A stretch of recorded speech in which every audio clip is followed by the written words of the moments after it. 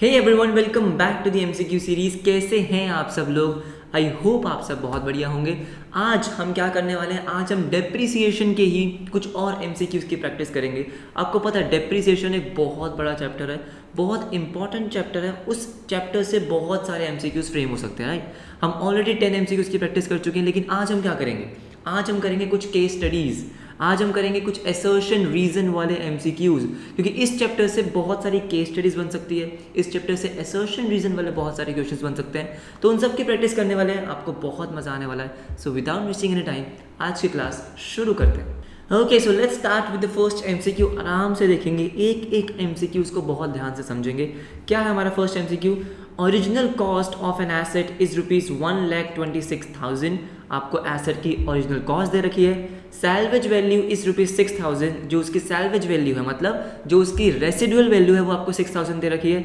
Useful life is 6 years। The rate of depreciation under straight line method will be. आपसे पूछा क्या गया, आपसे पूछा गया डेप्रिसिएशन का रेट। डेप्रिसिएशन तो आप कैलकुलेट कर लोगे, आपसे पूछा गया उसका रेट क्या है, ठीक है। यहाँ पे आपके दो कॉन्सेप्ट बहुत इंपॉर्टेंट जो है यूज होने वाले हैं। सबसे पहले हम क्या करेंगे, सबसे पहले तो हम निकालेंगे कि डेप्रिसिएशन कितना आ रहा है। तो डेप्रिसिएशन का फॉर्मूला आपको पता ही है। क्या करते हैं हम डेप्रिसिएशन में, जितनी भी आपकी ओरिजिनल कॉस्ट है, कितनी है, 1,26,000।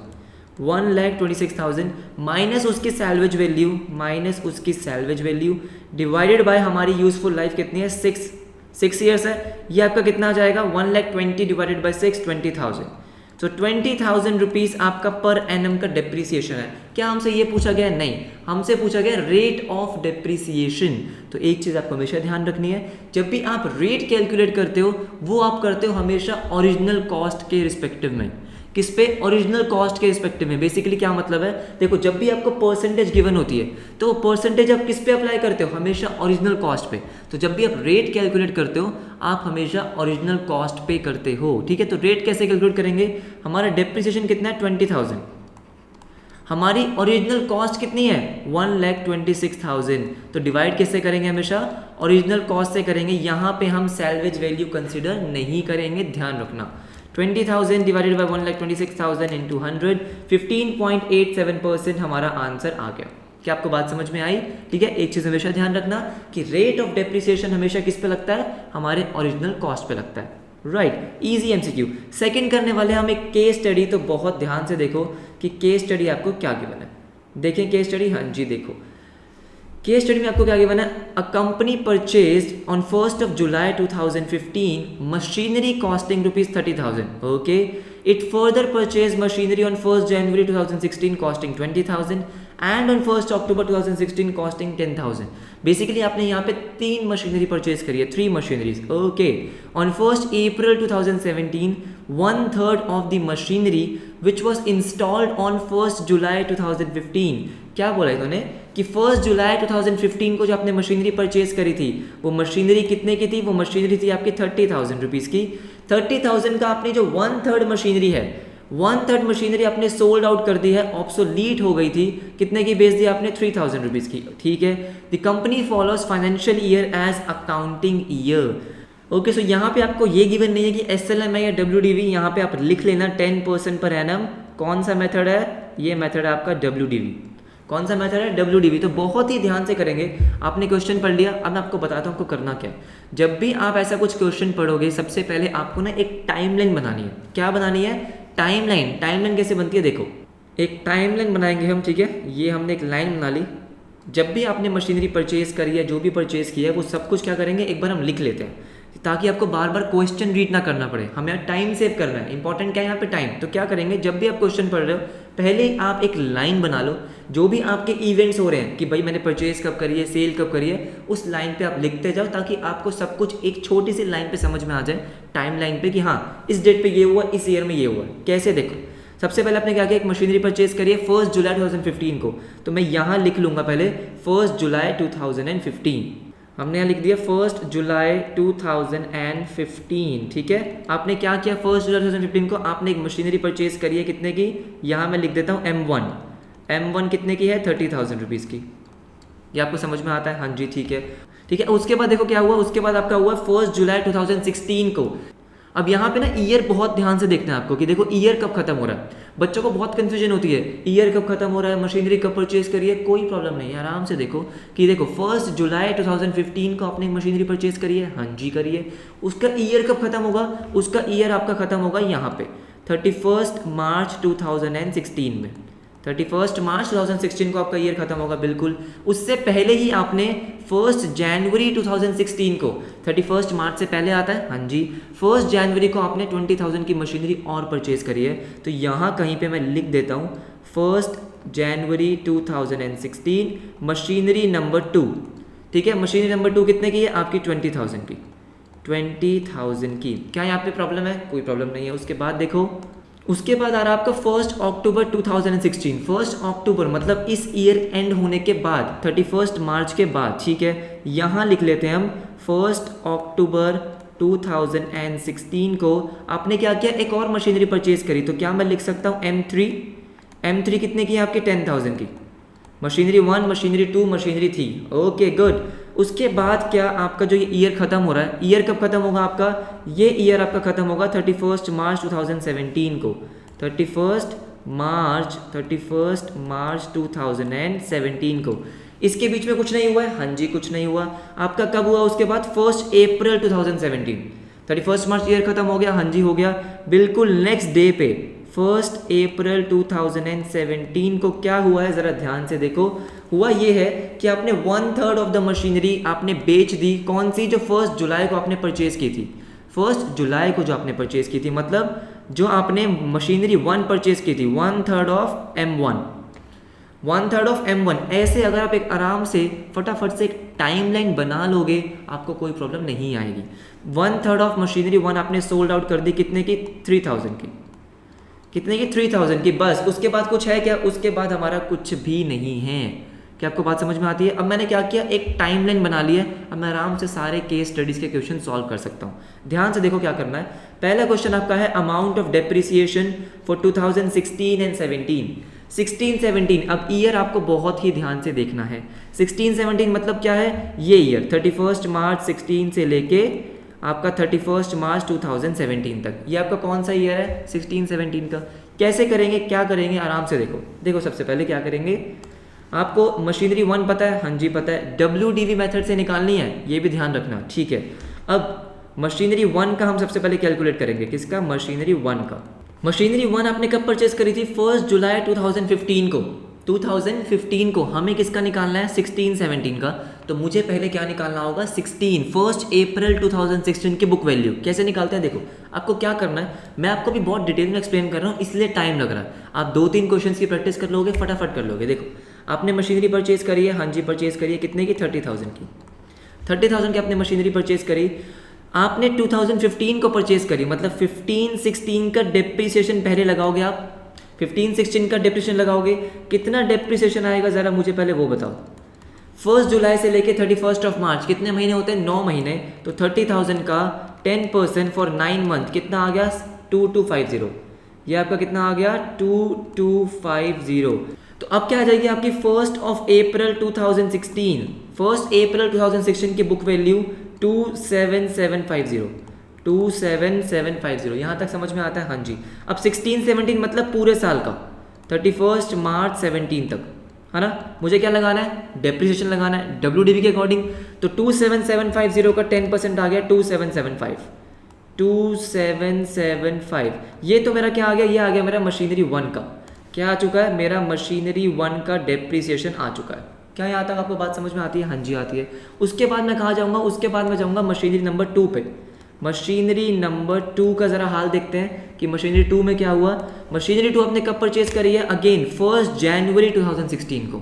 1 जनवरी 2016। तो मुझे पहले 31 मार्च 16 को उसकी बुक वैल्यू निकालनी पड़ेगी, ये तो आपको पता ही है।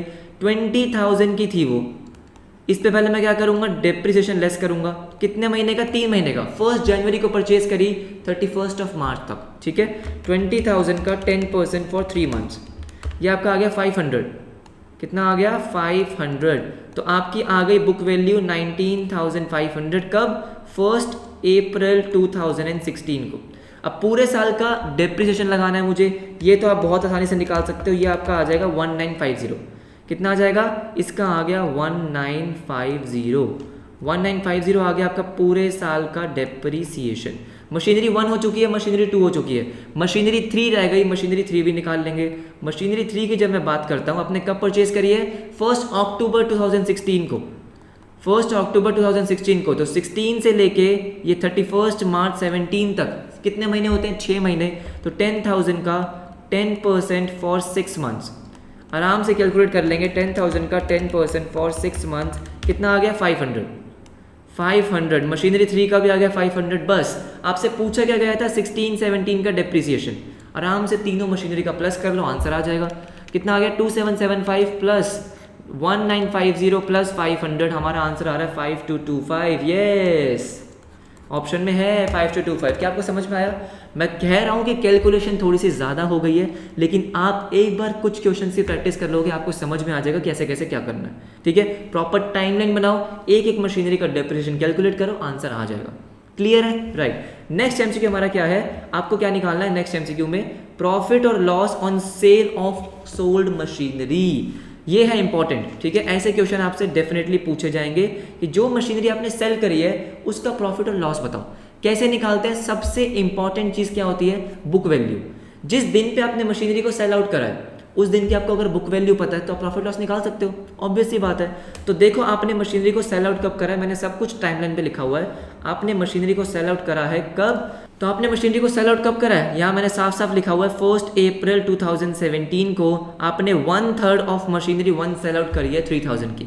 हमें क्वेश्चन को देखने की जरूरत ही नहीं है, क्यों पढ़ूँ मैं बार बार क्वेश्चन। ठीक है, 1 अप्रैल 2017 को मुझे क्या चाहिए होगी, उसकी बुक वैल्यू चाहिए होगी।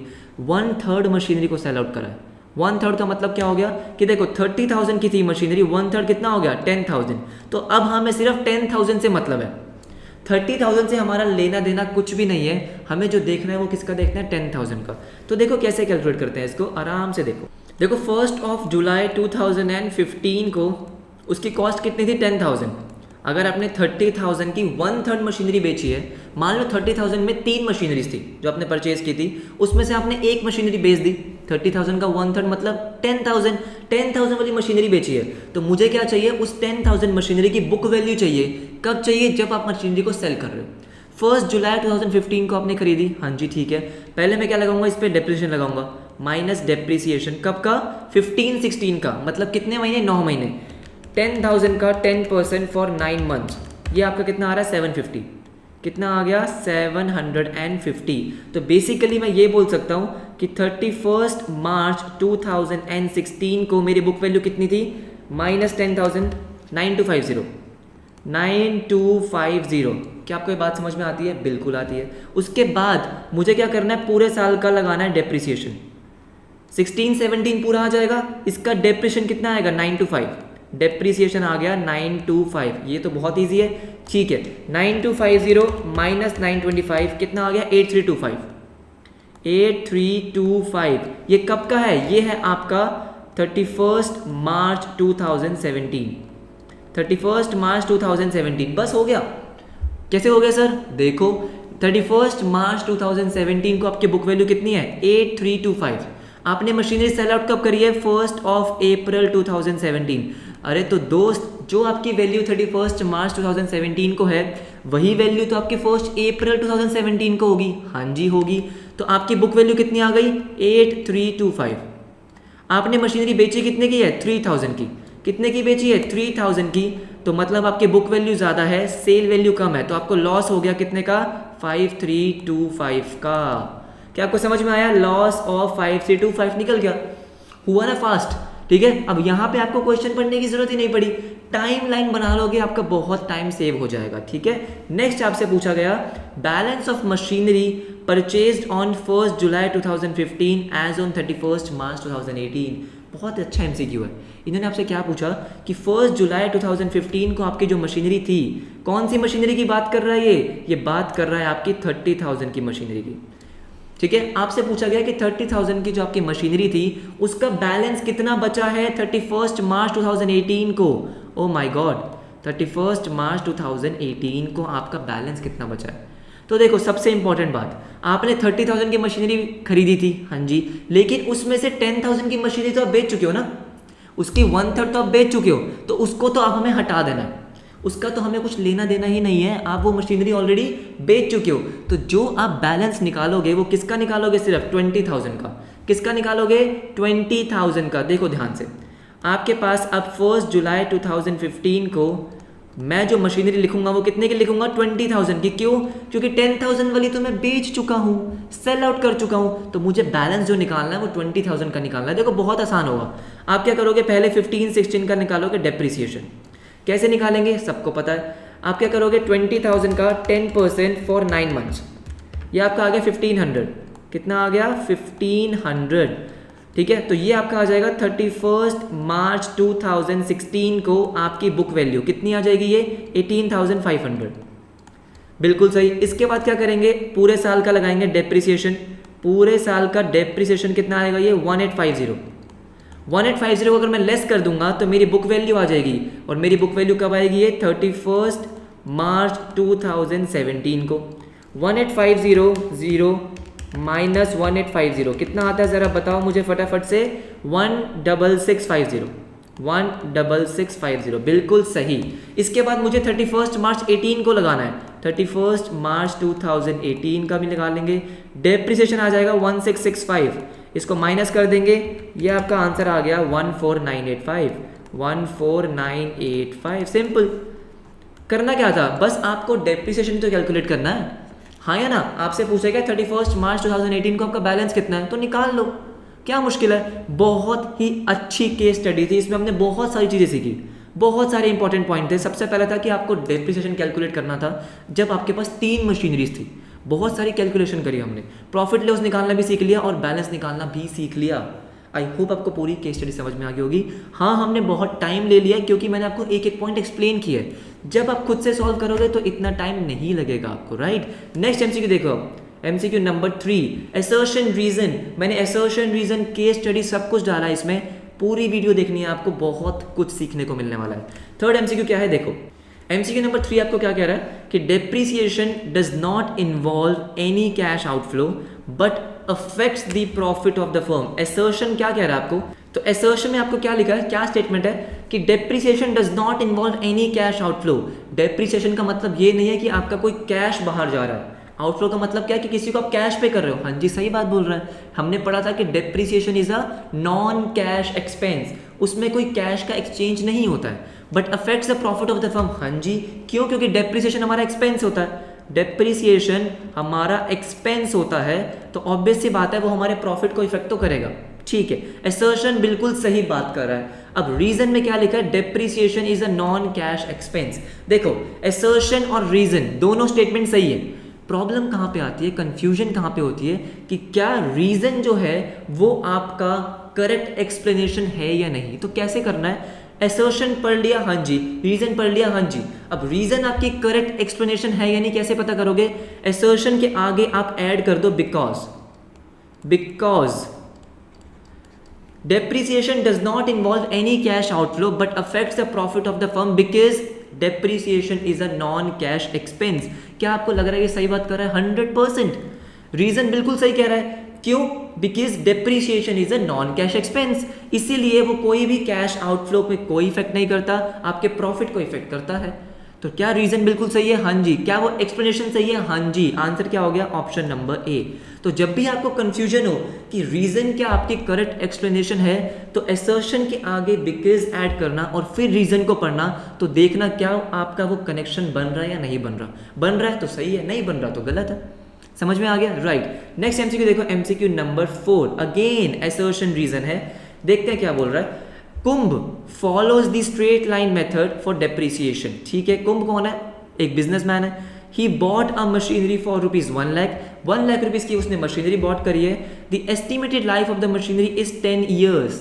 यूजफुल लाइफ दे रखी है। So he decided to depreciate the machinery by 10,000 every year. अब आपको असर्शन में दे रखा है कि भाई आपने एक मशीनरी परचेज करी है, उसकी यूजफुल लाइफ इतनी है, एस्टिमेटेड ये है, सब कुछ आपको दे रखा है। तो हम क्या करेंगे? सबसे पहले हमें डेप्रिसिएशन को कैलकुलेट करना पड़ेगा कि डेप्रिसिएशन कितना है। आपको डेप्रिसिएशन तो गिवन है 10,000 रुपीज़, आपको कॉस्ट भी गिवन है, यूजफुल लाइफ भी गिवन है, आपको स्क्रैप वैल्यू गिवन नहीं है। स्क्रैप वैल्यू आपको कहाँ गिवन है? आपको गिवन है आपके रीजन में। क्या गिवन है, रीजन में। तो बेसिकली उन्होंने क्या किया, एक फिगर मिसिंग है आपकी एसर्शन में, वो फिगर कहाँ गिवन है, आपके रीजन में। तो अगर वो रीजन में जो फिगर है वो सही है तो ठीक है, हाँ या ना। देखते हैं आराम से। आपको बोला क्योंकि स्क्रैप वैल्यू 5000 थी, आपको क्या बोला, स्क्रैप वैल्यू 5000 थी, the scrap value to be estimated is ₹5000 of the machinery. ये आपको रीजन में गिवन है। अब क्या ये दोनों स्टेटमेंट सही है या नहीं, कैसे पता चलेगा, जब मैं कैलकुलेशन करूंगा। डेप्रिसिएशन का आपको फॉर्मूला पता ही है, क्या होता है, original cost minus scrap value divided by useful life, आपका आता है डेप्रिसिएशन।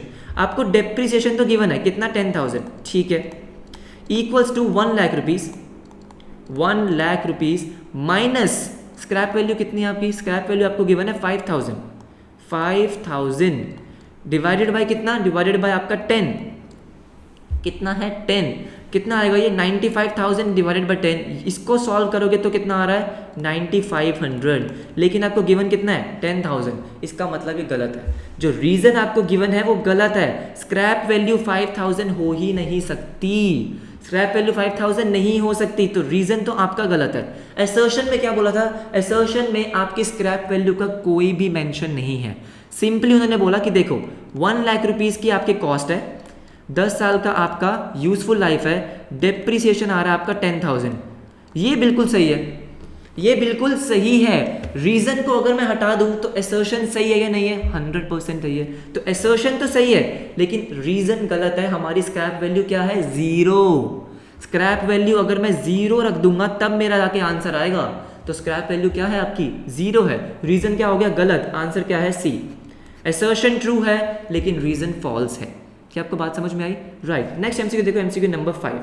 सो एमसीक्यू नंबर 5 क्या कह रहा है, in the books of CCW limited the machinery account shows a debit balance of 1,20,000 as on 1 April 2018। तो उन्होंने क्या बोला, 1 अप्रैल 2018 को आपकी मशीनरी जो है उसका बैलेंस कितना है, उसका बैलेंस है आपका 1,20,000, बिल्कुल सही। प्रोविजन फॉर डेप्रिसिएशन अकाउंट, इसका मतलब ये कौन सा मेथड फॉलो कर रहे हैं, प्रोविजन फॉर डेप्रिसिएशन का, ठीक है। उस दिन आपका बैलेंस प्रोविजन फॉर डेप्रिसिएशन का कितना है 36,000, ठीक है। The machinery was sold on 30 September 2018 for ₹30,000। आपने एक मशीनरी सेल आउट कर दी, ठीक है, ये जो मशीनरी आपको दे रखी है आपने सेल आउट कर दी है 30,000 रुपीज़ की। कब करिए, 30 सितंबर को। The company charges depreciation at the rate of 20% diminishing balance. आपको प्रॉफिट और लॉस निकालना है, देखो बहुत आसान है, ठीक है। क्या करना होता है आपको, हमेशा आपको चाहिए होती है बुक वैल्यू, और जब आप provision for depreciation account maintain करते हो तो बुक वैल्यू कैसे निकालते हो, जो भी आपको मशीनरी का बैलेंस गिवन है माइनस कर दोगे उसमें से क्या, टोटल डेप्रिसिएशन, मतलब provision for depreciation.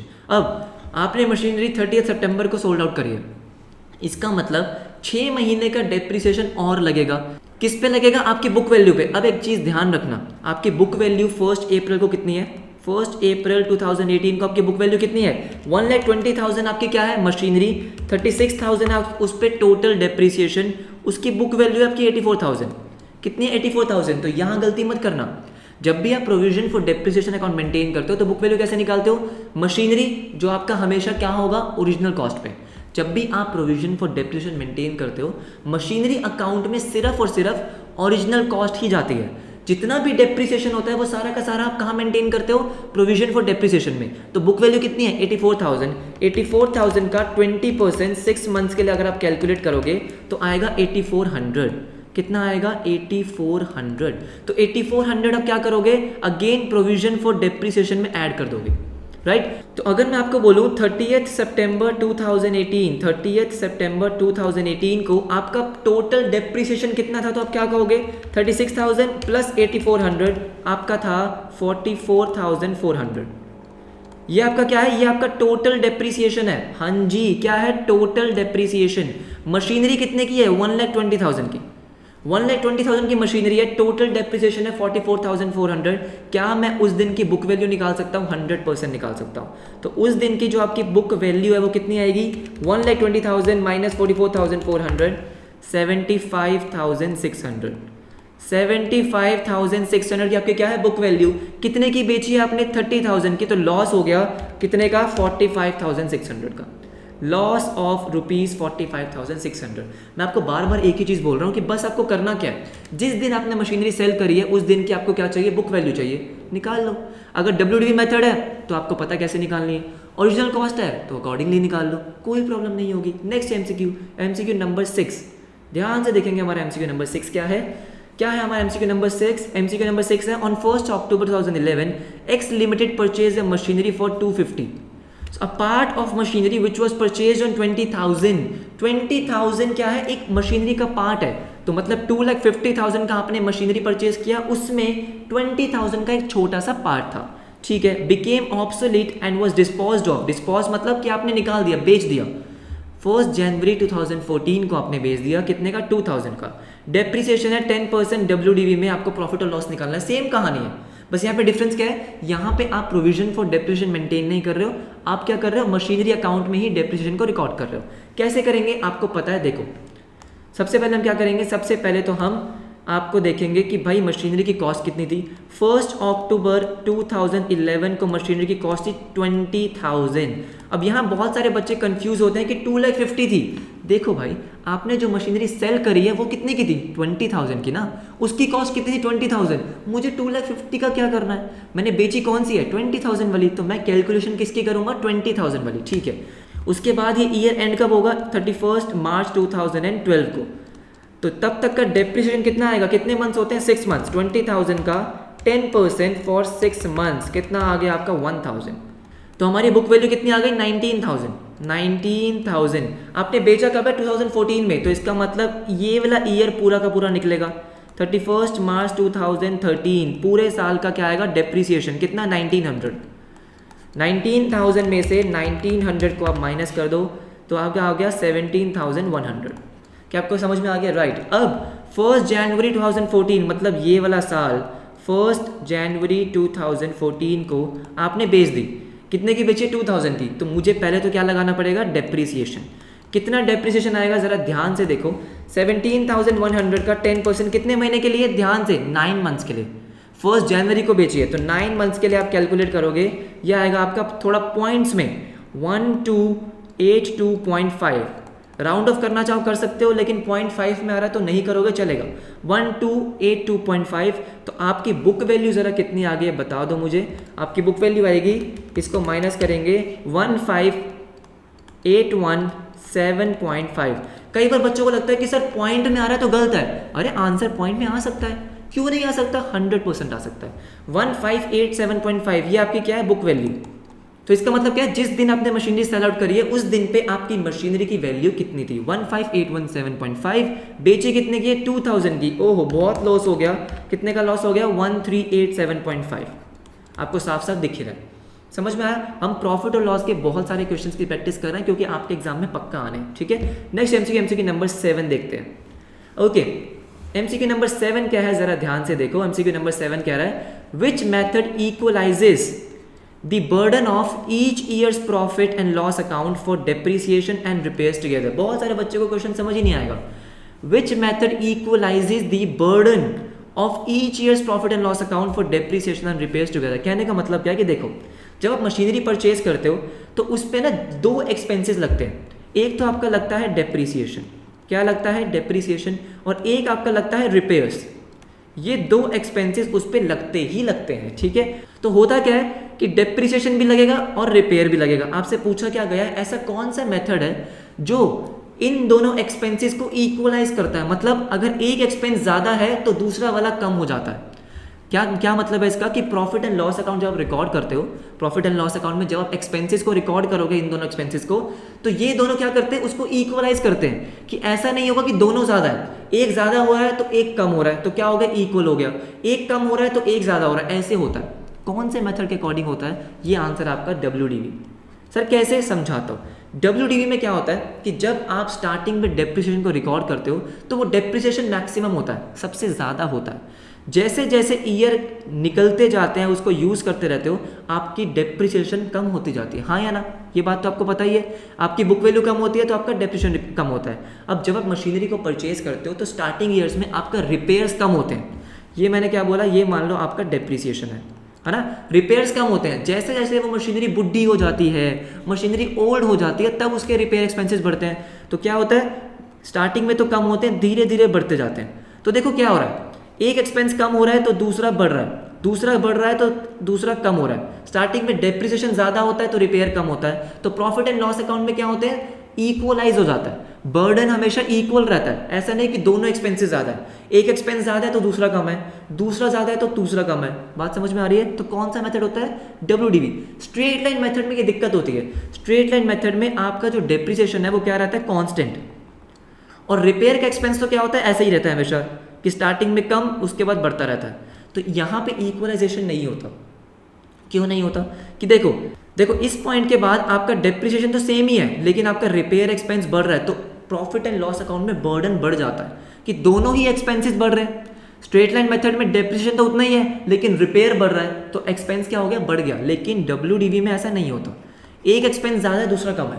Important MCQ था, इसलिए आपको एक्सप्लेन कर दिया मैंने, ठीक है। नेक्स्ट MCQ देखो क्या है, कि charging depreciation is compulsory, voluntary, depends on the condition of the assets और नन। डेप्रिसिएशन को चार्ज करना क्या ज़रूरी है, मैंडेटरी है, या भाई बिजनेस की मर्जी है, या वो एसेट की कंडीशन पे अप्लाई होता है, एसेट की कंडीशन पे डिपेंड करता है। आंसर क्या है, कि ऐसा है, कंपल्सरी है। क्यों, क्योंकि वो एक एक्सपेंस है भाई, एक्सपेंस है, आपको वो लगाना ही है, चार्ज करना ही है। वॉलंटरी नहीं होता कि मर्जी है लगाओ या नहीं, कंपल्सरी होता है, राइट। नेक्स्ट MCQ देखो, 9th MCQ क्या है, which of the following statement is false. चारों में से कौन सी स्टेटमेंट है तो झूठ बोल रही है, देखते हैं जरा। The term amortization is use for writing of intangible assets, सही है, ऐसा ही होता है। देखो, इंटेंजिबल के लिए amortization, tangible के लिए depreciation, और वेस्टिंग एसेट्स कॉल माइंस वगैरह के लिए डिप्लीशन, तीनों पढ़ चुके हैं, ठीक है, ये तो ठीक है। Under WDV method depreciation decreases every year, ये भी ठीक है। अभी देखा कि बुक वैल्यू कम होती है तो आपका डेप्रिसिएशन भी कम होता है, ठीक है। Free hold land is a depreciable asset, या फिर depletion is use in case of wasting assets. इन दोनों में से कोई स्टेटमेंट है जो झूठ बोल रही है। आंसर क्या है, ऑप्शन नंबर सी। जो हमारी लैंड होती है उस पर कभी भी डेप्रिसिएशन नहीं लगता। सर क्यों, क्योंकि उसकी आप एक तो यूजफुल लाइफ कैलकुलेट नहीं कर सकते, उस पर यूजफुल लाइफ नहीं लगती, ठीक है। होता क्या है कि लैंड जो है वो कभी भी ऐसे डेप्रिशिएट कैसे होगी, आपने एक लैंड परचेज करी है, उसकी वैल्यू कम होती नहीं है, उसकी वैल्यू हमेशा एप्रिशिएट होती है। तो लैंड पे डेप्रिसिएशन कैलकुलेट नहीं होता। लास्ट MCQ असर्शन रीजन, ध्यान से देखेंगे। Depreciation is the decrease in the book value of the assets, सही बोल रहा है कि डेप्रिसिएशन जब लगता है तो आपकी बुक वैल्यू डिक्रीज होती है, तो depreciation is the decrease in the book value of assets.